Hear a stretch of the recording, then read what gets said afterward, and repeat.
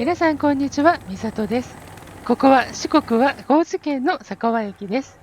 高松駅を朝6時4分に発車の特急四万十1号に乗って2時間と42分で佐川駅に着いたところです。JR 四国の期間限定のフリー切符、須磨駅賢く1日フリー切符を利用してきました。今回はこの時期に咲く花を現地で見て、佐川の街を少し散策してみます。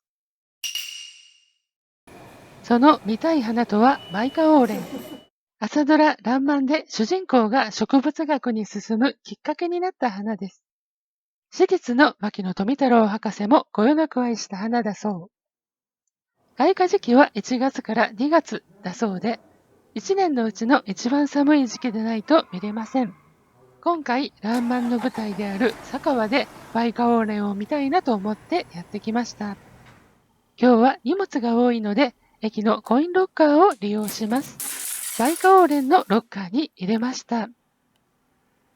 ということで、バイカオウレンを見に行きます。途中になんだかすごく懐かしい車が、私が幼い頃の認識の車です。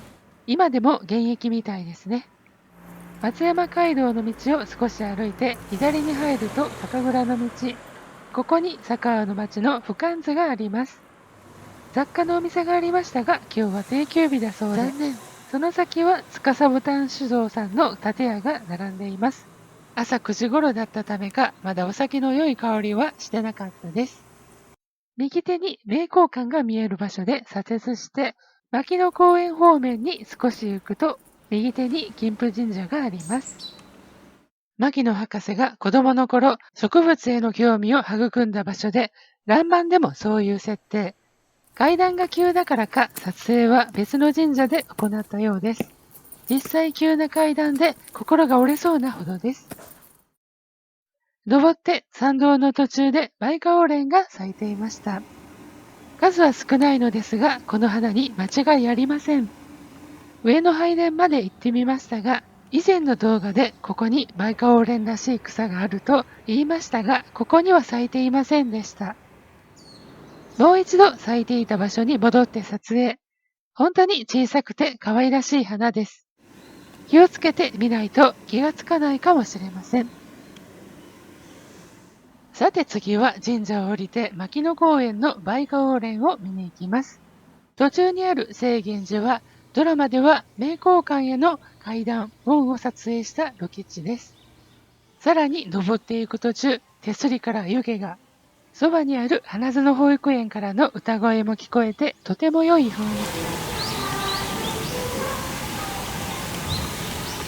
ここから牧野公園になります。牧野公園は牧野博士が明治35年に東京からソメイヨシノを佐川に送られて清源寺の土手などに植えられたのが始まりだそうです。道は舗装されていて車が1台通れそうですが、進入禁止でたまに公園のメンテナンスの軽トラが通ったりします。登っていくと桜に似た花が咲いており、早咲きの桜でした。この日はまだ2月6日なので相当早咲きですね。途中には休憩用のベンチもあります。登っていくと列車の音が聞こえます。交通機の普通列車が N ゲージの鉄道模型のように見えました。それから約10分後、牧野公園のてっぺんに到着。さらに岩の階段を登って物見岩からの佐川の町を見渡します。ドラマの中で何度か出てきた佐川の町は、ここからの眺めを昔風に加工して使われていたようです。また列車が来ました。中村行きの特急足摺り1号でした。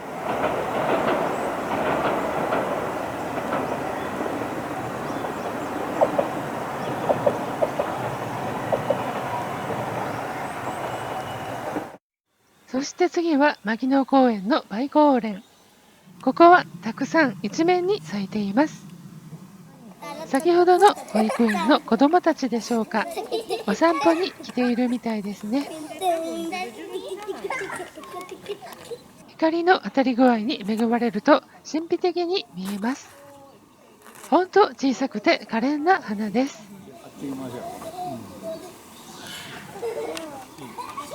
バイカオウレンを見に来ているお客さんもたくさん来ておられました。この日は平日ですから、土休日はもっと見に来られた方がいたのでは。ちなみにここは牧野博士のお墓に近い場所です。バイカオウレンを見ることができたので、牧野公園から下山します。次の予定まで1時間ほどあるので、青山文庫に入ってみます。入館料大人400円。JAF に入っていれば300円になりました。中は撮影不可でお見せできませんが、江戸時代に佐川の領主だった土佐藩筆頭家老深尾家にまつわる資料群、幕末の志士たちの資料などがありました。さらに特別展として、牧野富太郎のいろいろという特別展も期間限定で開催中でした。青山文庫を出るとバイカオウレンを見終えた方々が下山してこられたようです。酒蔵の道まで戻ってきて名交館。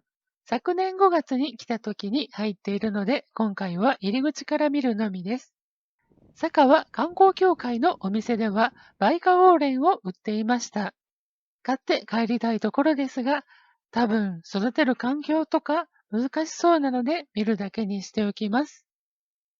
旧青山文庫前の広井勇氏の像。欄板では広瀬雄一郎君のモデルで、日本の港湾工学の父と呼ばれています。旧青山文庫の中では、ドラマが終わった今でも、欄板のドラマパネル展が開催中でした。こちらは牧野博士の勉強部屋があったとされる岸アート、牧野蔵ですね。そしてこちらが牧野富太郎ふるさと館。入り口では万太郎とおすいちゃんの等身大パネルがお出迎え。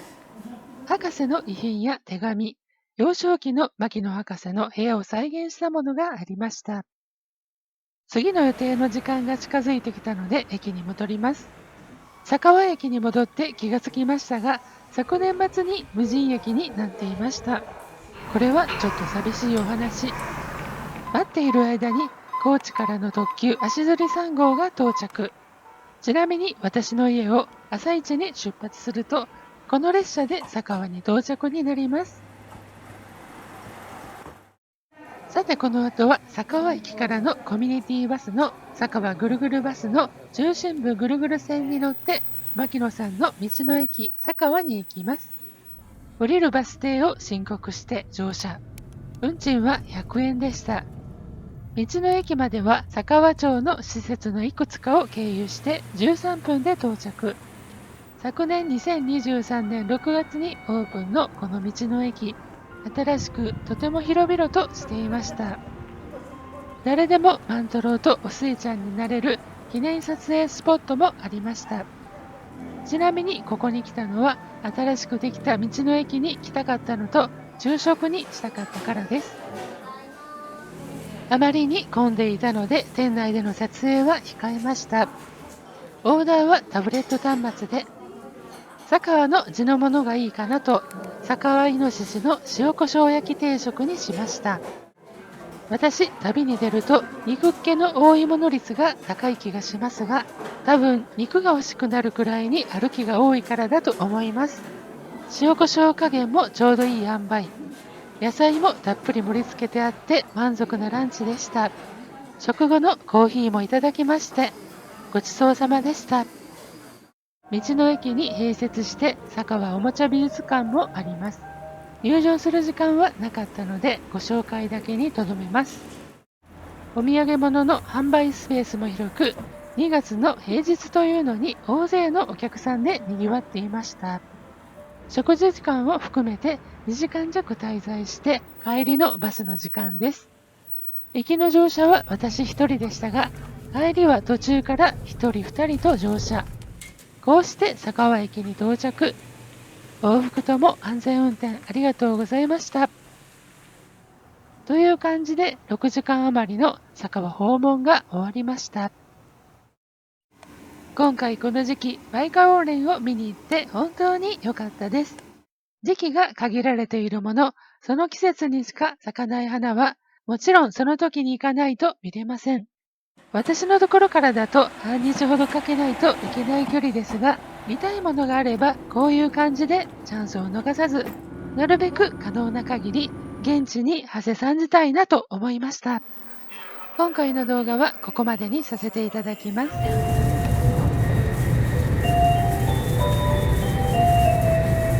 今回も最後までご視聴いただき誠にありがとうございました。チャンネル登録をどうぞよろしくお願いいたします。